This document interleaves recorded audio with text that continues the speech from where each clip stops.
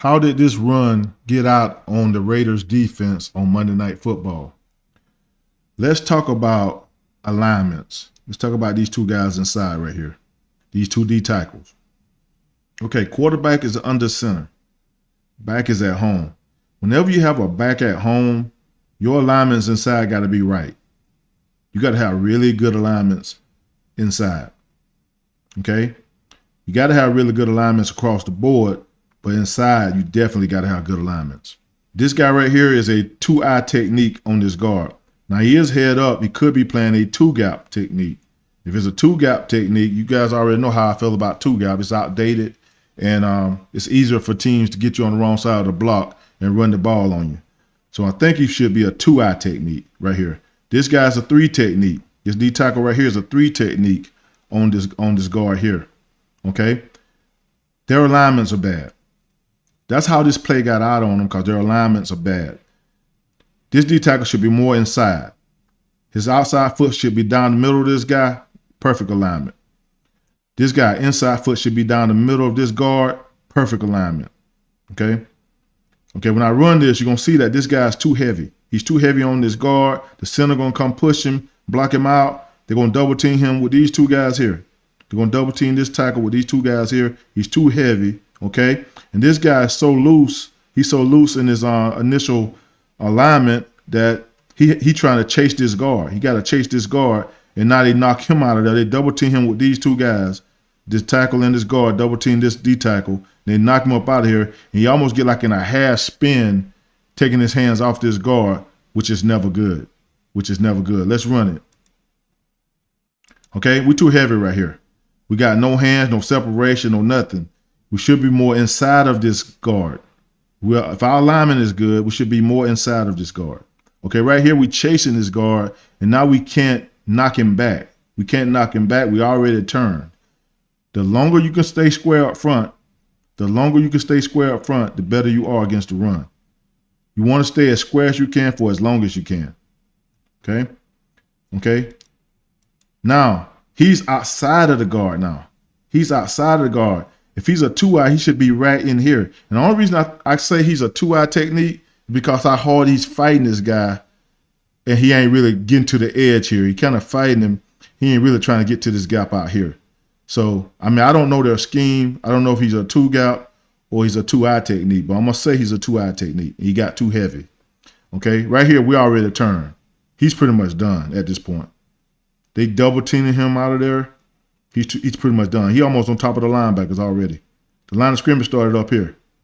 You know, the lines are being physical. The old line are being physical. They setting a new line of scrimmage. And the defense should be the one setting a new line of scrimmage. Defense should be the ones knocking them back. We get knocked off the ball. Okay? And now he's still outside this guard. Like I told you, this guy over here is done. He tried to come back late, put his hands back on this guard. The guard's up to the next level already, and he's pretty much done. And now he's going to try to reach out late. Watch this right here. He's going to try to reach out late because that's where he should have been. He should have been inside anyway. So he could have snatched back right here. Right here. He could have snatched back inside. Right here. Snatch back inside. Get yourself back into your A-gap.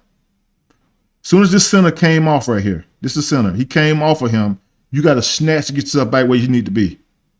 You got to snatch to get yourself back where you need to be. And he didn't do that. And so it left this crease in between him and the 3 technique. Okay? Told you the 3 technique pretty much out of it.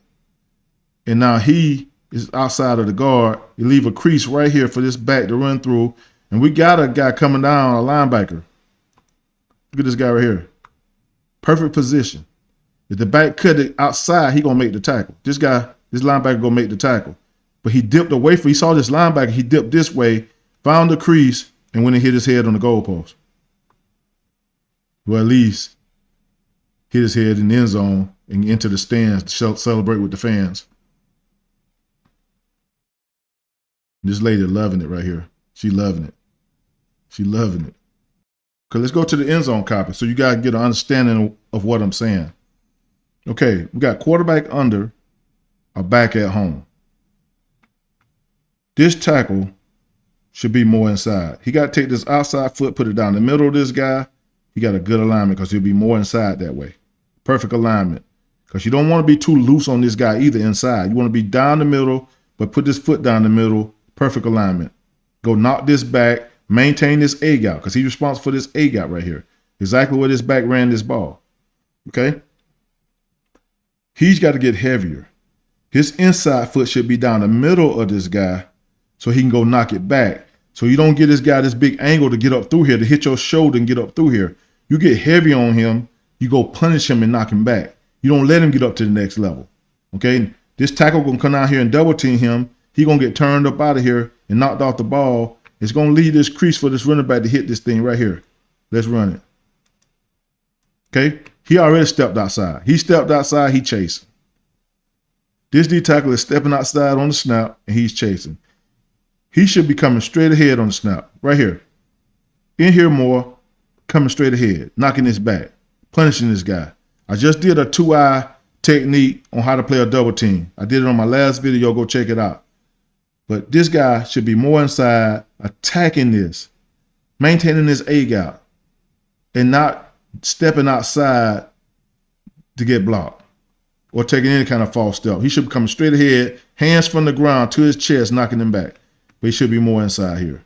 Now, if they play him in a 2-gap technique, that's why I say they can get you on the wrong side of the block anytime they want to, because a 2-gap technique would mean that he should have this gap right here. He got to step out here and get this gap right here. Okay? I don't know if they playing, I don't know what technique they're playing him in, but if it's a 2-eye, he should be more inside. 2-gap, you're in a losing situation, a 2-gap technique. I'll tell you that already. Because already, y'all know how I feel about 2-gap. You might as well just put these guys in gaps and let the linebacker take the other gap. Why 2-gap when you don't have to? 2-gap techniques are giving these guys a lot of trouble. D tackles, giving them a lot of trouble across the league because these guys can easily fool them and get them out of their gaps. And it's easier to run on teams that 2-gap because when these guys are out of position, you can't make plays. So if he is a 2-gap technique, he should be a 2-eye. Put him in a 2-eye. We got a backer sitting in his gap. We got a backer sitting right here. We good to go. There's no reason to play 2-gap technique. Not in a 4-man front. That's why I don't think he's a 2-gap technique. I think it's a 2-eye technique who got too heavy. That's exactly what this is. He's a 2-eye technique that got too heavy. Okay? Get tighter here. Inside foot down the middle of this guy. We good to go. Anytime this back is at home, that's perfect alignment in 2-eye and a 3 technique. You got to give yourself an advantage. You got to take yourself away from these double teams. You can't give these guys angles on you. That's why the 3 technique got to get tighter. Take him out the picture. He don't matter because I'm going to punish this guy, knock him back. Okay? I'm going to get more inside. He don't really matter because I'm punishing this guy, knock him back. If I knock him back, I kill this double team. Defeat 1, defeat 2. Try to defeat 2. Try to defeat 2. They defeat you. Get in here, knock it back. Kill this double team. We're good to go. Get in here, get tighter, knock it back. Kill this double team. They got no run here. This run would never get out, and he would never get this crease to go score a touchdown. Right here. He saw him coming. He saw him, so he dipped the other way. And he dipped the other way at the right time. These guys are out of their gaps and out of their fits. No physicality. Detroit's already set a new line of scrimmage on them. It's going to be 5-6 yards regardless. So the physical team is Detroit. And they set a new line of scrimmage, and now this back is out, and he's to the house. He's to the house. Just got to be better inside with your alignments. That's the only way you're going to be able to start run game.